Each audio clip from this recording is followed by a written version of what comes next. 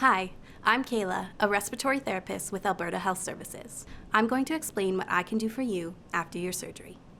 Your doctor may have a respiratory therapist like me come and assess you after your surgery, even if you don't have breathing problems. My job is to keep your lungs healthy after surgery. This can mean giving you oxygen therapy, using the pulse oximeter to watch your oxygen levels, and showing you how to use the incentive spirometer to open up your lungs. If these words are new to you, don't worry. All you need to do is breathe.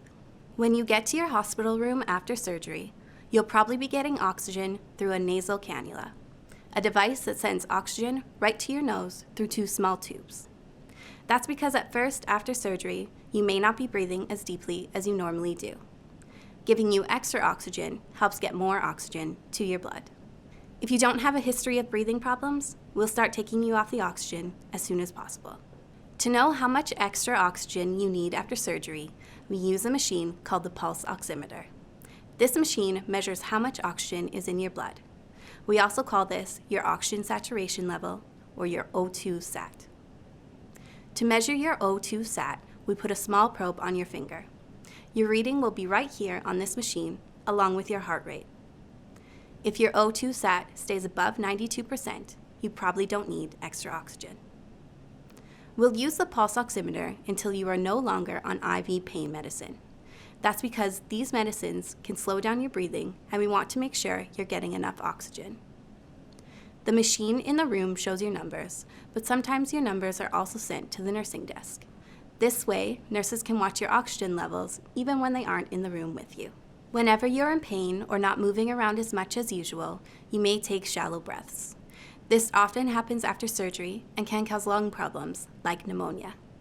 But there's a simple breathing exercise you can do to lower your risk of lung problems. You do this exercise using a device called an incentive spirometer. Here's how you use the incentive spirometer.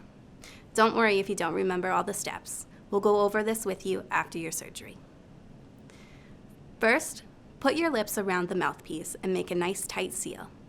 Breathe out normally. Next, take a deep breath and fill your lungs. Taking a slow, steady breath in will make the disc or ball inside the spirometer rise.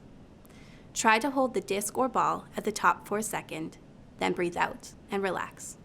Now do it again. Taking slow breaths keeps the air in your lungs longer, which helps you to open up your lungs. Try to use the incentive spirometer for about 10 breaths every hour that you're awake.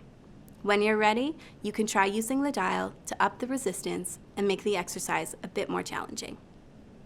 Your respiratory therapist will help you when you first start using the incentive spirometer. If you need more help, feel free to ask your nurse. We want to help you have the fastest recovery you can, so please don't forget to use the incentive spirometer after surgery. Remember, just 10 breaths every hour while you're awake. You can do it. Thanks for joining me. I hope you have a safe and speedy recovery.